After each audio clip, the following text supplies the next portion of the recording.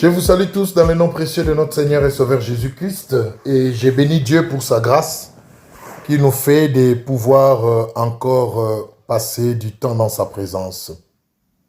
Que Dieu soit loué. Nous voulons bien aimer parler d'un thème important aussi, évidemment comme tous les autres bien sûr, inspiré par le Saint-Esprit pour notre instruction. Mais je vais vous prier d'incliner la tête si vous voulez bien et on va prier le Seigneur pour ce moment. Dieu des grâces, nous voulons nous laisser enseigner par ton esprit et nous te recommandons ce moment donc afin que ce soit le Saint-Esprit qui nous inspire et qui nous parle, Seigneur, et qui touche nos cœurs afin que nous puissions sortir de l'ignorance qui nous tue et d'entrer dans la connaissance de la vérité qui nous libère. Que toute incrédulité, tout esprit d'opposition et de résistance à ta parole qui est la vie puisse tomber en ce moment dans chacun de nous au nom de Jésus-Christ. Amen. Notre thème de cette fois-ci, nous l'intitulons comme suit, les deux priorités du moment. Les deux priorités du moment. La fin de toute chose est proche, bien-aimés, et les signes que la parole de Dieu nous donne comme annonciateurs du retour de Christ s'accomplissent sous nos yeux chaque jour qui passe. Il est donc important, bien-aimés, que nous puissions prendre en compte toutes ces choses de manière à ce que même nos vies soient ajustées ou rendues conformes au temps que nous sommes en train de vivre, dans le sens de ne pas tomber dans le piège des choses qui sont déjà annoncées en avance et qui doivent prendre part à l'ancien pendant les derniers jours et qui sont même déjà en train de prendre place. Nous devons être prudents. C'est très important. Quand nous lisons Matthieu 16, 1 à 3, qu'est-ce que la parole de Dieu nous dit? Les pharisiens et les sadducéens abordèrent Jésus et pour le prouver, lui demandèrent de leur faire voir un signe venant du ciel. Jésus leur répondit, le soir vous dites, il fera beau, car le ciel est rouge, et le matin, il y aura de l'orage, aujourd'hui, car le ciel est d'un rouge sombre. Vous savez discerner l'aspect du ciel, et vous ne pouvez discerner les signes des temps. Vous savez discerner l'aspect du ciel, et vous ne pouvez discerner les signes des temps. Bien-aimés dans le Seigneur, c'est important que nous puissions discerner les signes des temps. Ne nous bornons pas seulement à dire aujourd'hui il fait sombre, la pluie va tomber, aujourd'hui il y a ceci. Non. Lisons aussi les signes des temps par rapport à la fin de toutes choses. Et ces signes nous sont clairement donnés dans la parole de Dieu. Mais souvent, nous n'en tenons pas compte. Et le fait que nous n'en tenons pas compte, nous continuons à vivre comme si nous y sommes et nous y restons, alors que nous sommes en train de passer et que la fin est à la porte. Nous continuons à vivre dans l'accessoire, alors que nous devions nous focaliser sur ce qui est prioritaire par rapport au moment et au temps que nous vivons. C'est très important. Quand nous prenons 2 Timothée 3, 1 à 5, écoutez ce que la Bible dit. Sache que dans les derniers jours, il y aura des temps difficiles. Car les hommes seront égoïstes, amis de l'argent, fanfarons, hautains, blasphémateurs, rebelles à leurs parents, ingrats, irréligieux, insensibles, déloyaux, calomniateurs, intempérants, cruels, ennemis des gens de bien, traîtres, emportés, enflés d'orgueil, aimant les plaisirs plus que Dieu, ayant l'apparence de la piété, mais reniant ce qui en fait la force. Éloigne-toi de ces hommes-là. Bien-aimés, la parole de Dieu est claire. Avec un peu d'honnêteté et d'humilité d'esprit, nous reconnaîtrons que toutes ces choses qui nous sont données comme signes annonciateurs de la fin de toutes choses, comme caractéristiques des choses qui vont accompagner la fin des temps, les derniers temps, nous sommes en train de les vivre chaque jour. Et ces choses ne devraient pas nous laisser indifférents.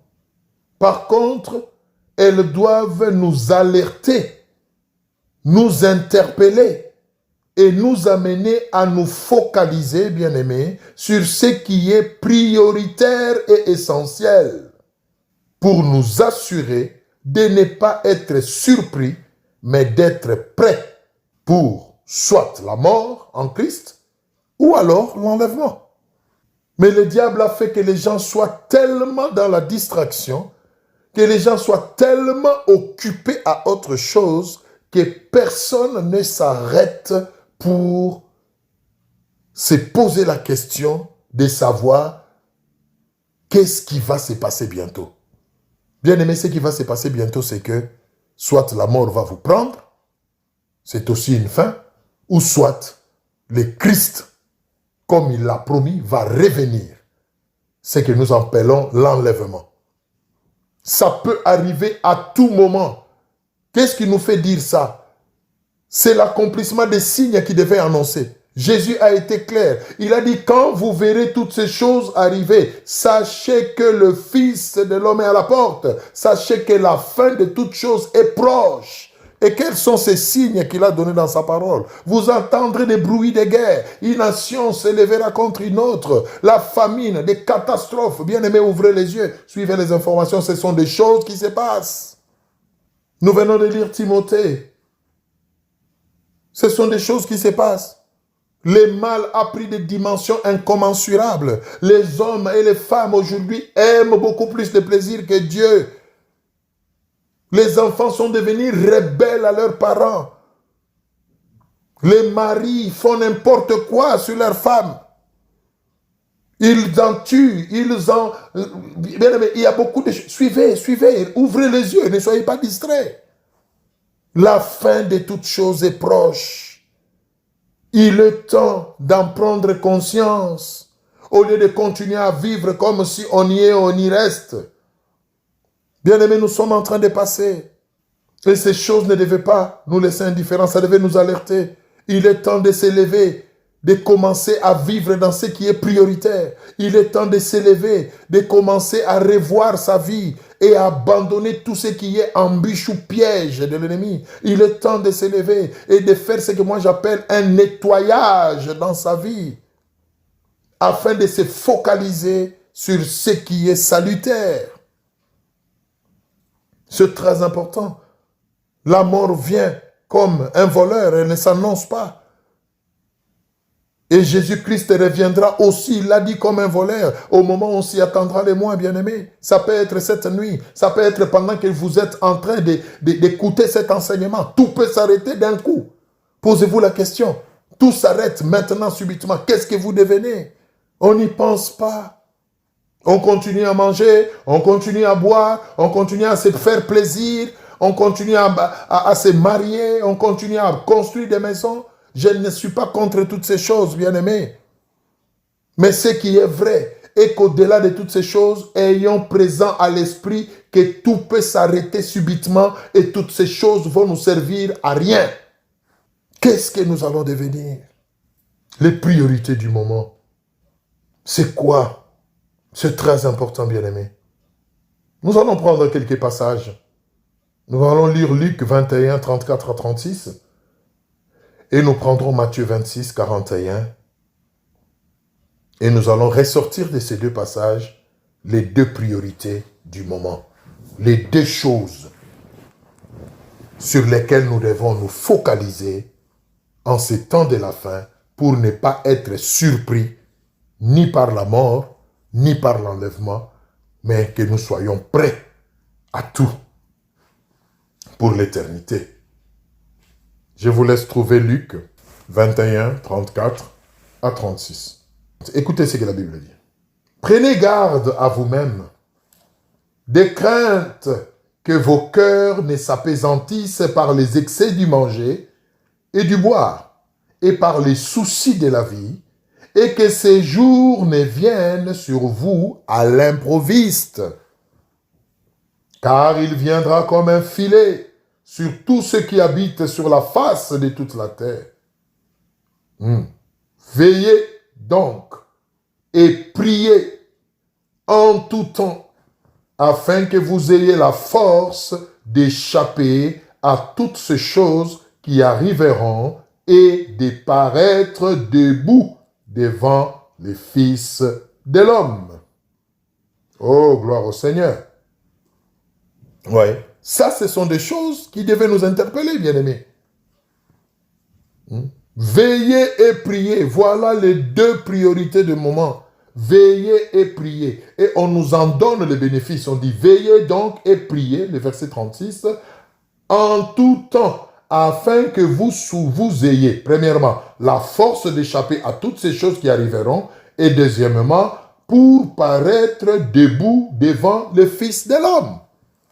Bien-aimés, veillez et priez. Voilà les deux priorités. Faites toute autre chose comme accessoire. Mais veillez et priez pour vos âmes, afin que ce jour-là, vous ne soyez pas surpris. Prenons le deuxième passage. Avant de voir dans les détails, veiller c'est quoi, prier c'est quoi. Prenons quand même Matthieu 26, 41. Écoutez ce que la Bible dit. Encore une fois.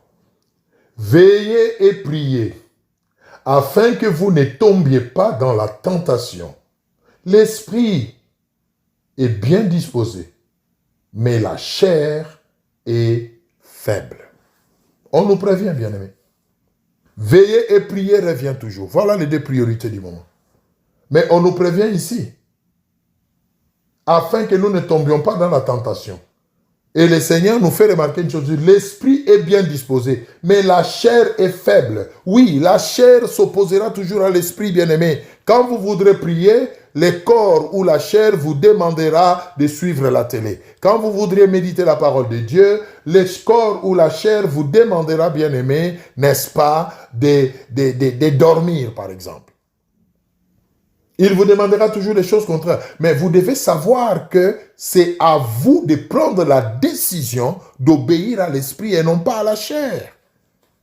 Je me souviens de Paul qui dira finalement, je traite durement mon corps afin de ne pas accomplir les désirs.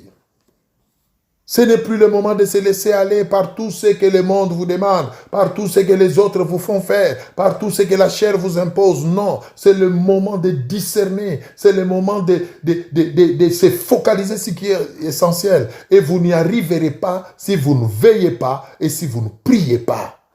C'est important. Alors, c'est quoi veiller? C'est quoi prier? Pourquoi nous devons veiller? Nous l'avons dit. Nous devons veiller et prier pour ne pas tomber dans la tentation. Ça, c'est Matthieu 26 qui vient de nous le dire.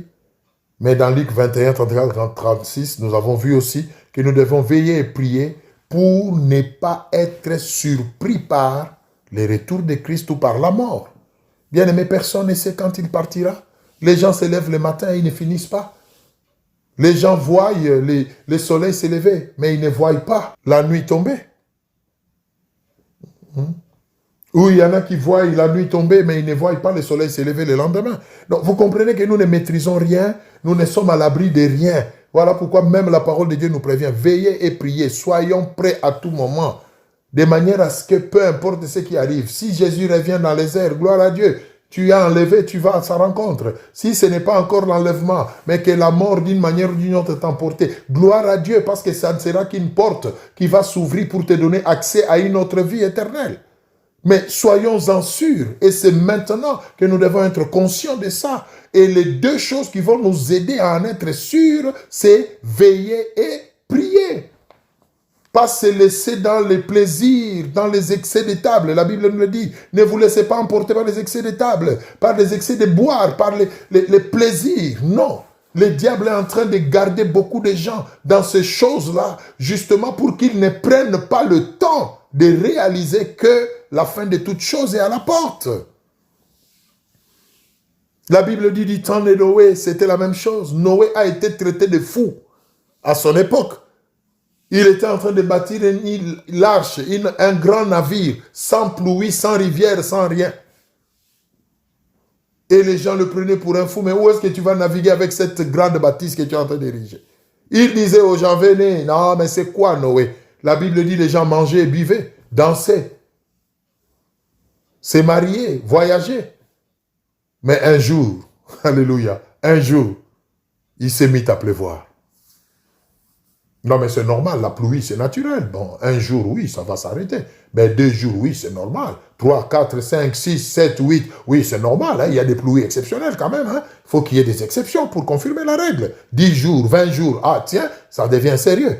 La Bible dit, la pluie est tombée pendant 40 jours et 40 nuits. Tout était inondé. Et plus il pleuvait, plus les navires ou l'arche de Noé prenaient de l'ascension et commençaient à naviguer. Et la Bible dit, tous ceux qui avaient vie sur terre périt. Et on nous prévient dans les évangiles en disant, il en sera de même, alléluia, avant l'arrivée du Fils de l'homme. Bien-aimés, qu'est-ce que vous voulez que Dieu utilise comme langage pour que vous puissiez comprendre que vous n'êtes qu'un pèlerin sur cette terre? Quel langage voulez-vous que Dieu utilise pour que vous compreniez que chaque jour qui passe, vous vous approchez de votre fin? Quel langage voulez-vous? Il y a des gens, quand il a construit sa villa, quand il a construit sa maison, il regarde et dit, ça y est, j'y suis, j'y reste. Mais c'est faux. Tu peux finir ta maison le matin et le soir, tu es parti. Nous connaissons même les gens qui ont fini de construire, mais qui n'ont pas habité la maison. Ce sont d'autres personnes qui sont venues jouir de cette maison. Bien-aimés, il est temps de se focaliser sur ce qui est essentiel. Il est temps de se préoccuper de son éternité. Où vas-tu passer ton éternité? 2 choses sont prioritaires pour le moment. Veiller et prier. Alors voyons rapidement, quand on dit veiller, c'est quoi? Quand on dit veiller ici, cela signifie tout simplement que nous devons volontairement rester éveillés, c'est-à-dire sans dormir. Et dormir ici, ce n'est pas physique, il ne faut pas me prendre au mot. Ne dormez plus en disant non, on nous a dit qu'il ne faut plus dormir. Non, il faut dormir physiquement, vous en avez besoin. Mais on parle du spirituellement ici. Veiller ici, au fait, c'est rester éveillé, c'est être prudent, c'est être des gardes, c'est s'occuper de quelque chose ou de quelqu'un. C'est accorder une grande attention. Voilà, c'est ça, veiller. Accorder une grande attention à la parole de Dieu, à ce qu'elle dit, à l'éternité. Veiller implique la vigilance, bien-aimé, la prudence. Veiller implique aussi l'esprit critique en vue de prendre de bonnes décisions, de lever des options adéquates. Il faut veiller physiquement et spirituellement. Physiquement, veillez à vos relations, veillez à vos fréquentations, veillez à vos passions, veillez à vos sentiments. Qu'est-ce que vous faites physiquement? Vous allez où? Vous fréquentez qui? Vous êtes dans quelle combine? Est-ce que ça glorifie Dieu? Est-ce que ça peut vous donner accès à l'éternité auprès de Dieu? Voilà des bonnes questions qu'il faut se poser. C'est ça, veiller physiquement. Vous mangez quoi? Vous buvez quoi? Vous fumez quoi? C'est le moment de ne plus faire n'importe quoi, bien-aimé. Vous devez veiller spirituellement aussi, c'est-à-dire avoir, bien-aimé, veiller sur la doctrine. Quel enseignement vous recevez? Vous fréquentez quelle église? Quelle est votre doctrine? Est-ce que c'est Jésus-Christ qui est élevé dans votre doctrine ou pas? Ou vous êtes encore dans la nature en train de vénérer des arbres, des animaux, des statues et autres? La Bible dit que nous n'avons reçu qu'un seul nom par lequel nous devons être sauvés. C'est le nom de Jésus-Christ. Veiller spirituellement, c'est aussi s'assurer qu'on est dans la bonne doctrine qui élève Jésus-Christ. Pas quelqu'un d'autre. Pas un humain comme vous. Un commun des mortels que vous adorez, que vous élevez et qui un jour va vous quitter en mourant. Ça n'a aucun sens. Un seul mort est ressuscité. Jésus-Christ de Nazareth. C'est très important, bien-aimé. Et on nous dit prier. Prier, c'est quoi? Prier, c'est passer suffisamment de temps dans la présence de Dieu pour lui parler et surtout pour l'écouter. Quand nous prions, nous parlons à Dieu, mais nous l'écoutons aussi et nous recevons de sa part des directives. Il nous communique sa pensée, sa volonté. Vous voyez? Il nous inspire dans nos choix, dans nos décisions. Prions pour nous-mêmes. Prions pour nos familles. Prions pour nos enfants, nos parents. Prions pour les autres. Prions pour les nations, les autorités. Prions pour les âmes qui ne connaissent pas encore le Seigneur. C'est ça, bien-aimés, les deux priorités du moment. Veillez et priez. Quand vous faites ces deux choses, vous avez le cœur en place. Vous êtes sûr que ça soit au milieu de la nuit, ou tôt le matin, ou en plein midi, peu importe ce qui arrivera, vous verrez le Seigneur et vous passerez l'éternité à côté de lui. La mort vous surprendra où, bien-aimé? Dans une chambre d'hôtel en plein adultère.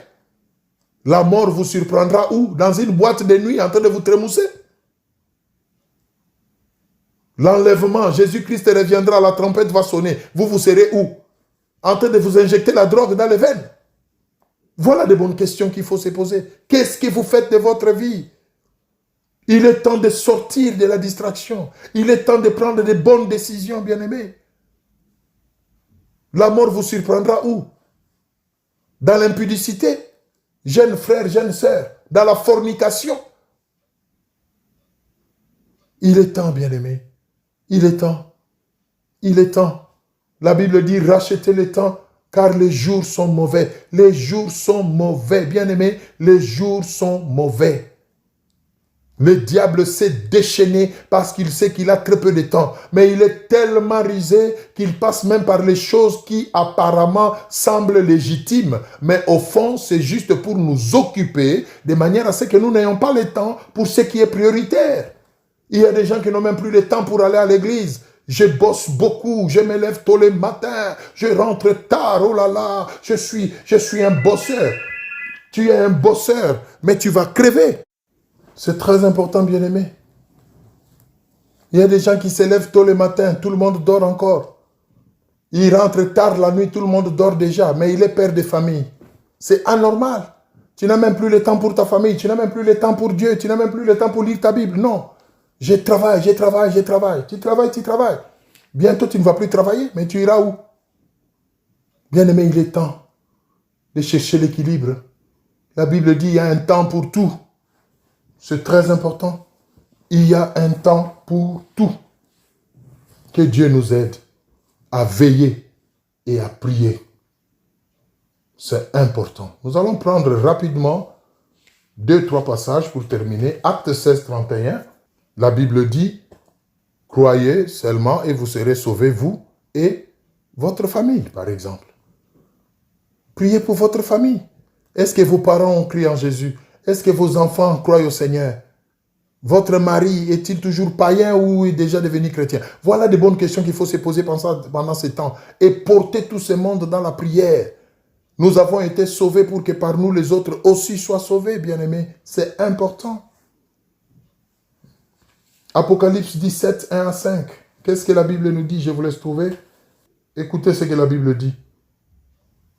Puis un des 7 anges qui tenait les 7 coupes vint, et il m'adressa la parole en disant, viens, je te montrerai le jugement de la grande prostituée qui est assise sur les grandes eaux. C'est avec elle que le roi de la terre se sont livrés à l'impudicité, et c'est du vin de son impudicité que les habitants de la terre se sont enivrés.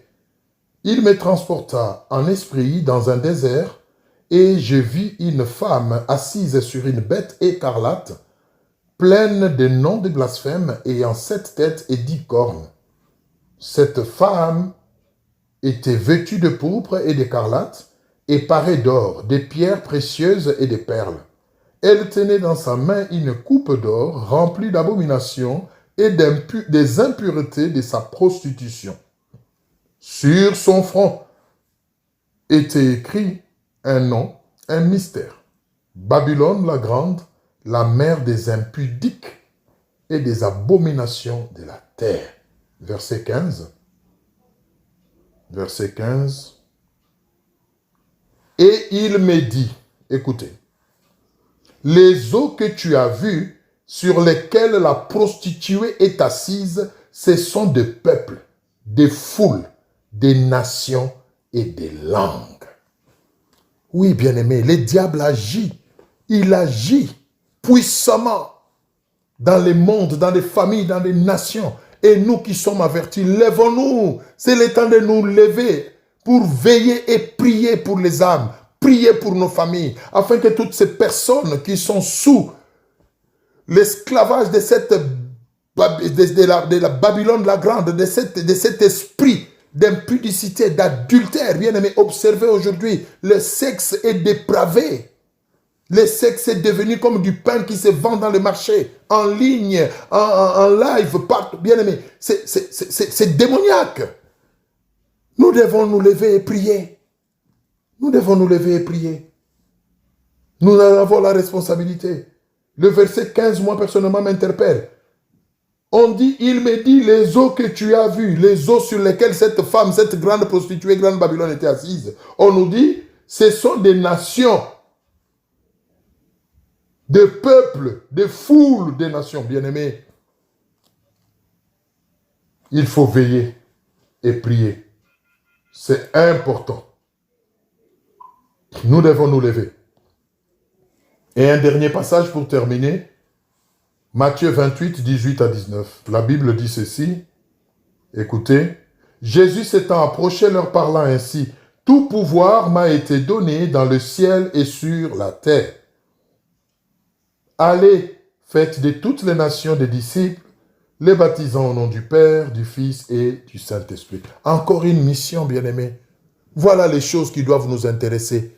Témoigner de Jésus, parler du royaume des cieux, dire à nos familles, dire à nos amis, à nos collègues, aux nations, la fin de toutes choses est proche. S'ils vous écoutent, tant mieux. S'ils ne vous écoutent pas, vous serez bénis, mais vous aurez fait votre devoir d'enfant de Dieu. Ne vous taisez pas. Parlez de la vérité. Témoignez de l'amour de Christ. Le temps sont mauvais. Les gens sont dans l'ignorance, dans l'incrédulité, dans l'endurcissement, dans l'orgueil. Trop imbus d'eux-mêmes. Ils refusent même de reconnaître qu'il y a un Dieu qui existe. Mais c'est à leur perte. Nous avons le devoir de leur dire ça. Voilà les priorités du moment, bien-aimé. L'évangélisation. Le témoignage de Jésus-Christ. N'ayons pas honte de lui appartenir. N'ayons pas honte de faire partie du royaume des cieux. Manifestons cela par notre langage, par notre manière de vivre. Attirons les autres. Soyons des modèles et des exemples, bien-aimés. Ce sont des couronnes que nous sommes en train d'accumuler au ciel. C'est important, bien-aimés. Les deux priorités du moment. Veiller et prier. Nous allons nous arrêter là. Je vais vraiment demander à tous ceux qui sont déjà en train de veiller, de prier, de persévérer jusqu'au bout. Mais vous qui êtes encore dans la distraction, vous qui croyez encore que vous avez tout le temps, puisse cette parole vous mettre la puce à l'oreille et vous interpeller. Le temps est court, bien-aimés. La nuit est très avancée. Bientôt le jour va se lever. Ne soyez pas distraits. Ne soyez pas surpris. Veillez et priez. Je vous prie d'incliner vos têtes, nous allons prier. Dieu de grâce, je te bénis.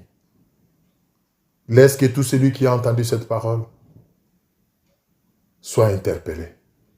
Ceux qui veillent et qui prient déjà, Seigneur, donne-leur la force de persévérer jusqu'au bout.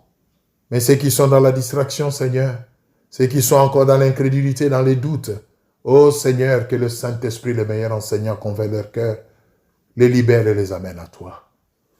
Je prie, Seigneur mon Dieu, pour le salut des nations, des hommes et des femmes que tu as créés à ton image et à ta ressemblance. Yahweh, lève-toi et atteste que tu es Dieu au milieu de ton peuple. Que cette parole continue à résonner dans les cœurs, Seigneur, à interpeller et à amener à l'humilité ton peuple. Au nom puissant de Jésus-Christ, nous avons prié. Amen. Que le Seigneur vous bénisse. Je vous dis à une prochaine occasion.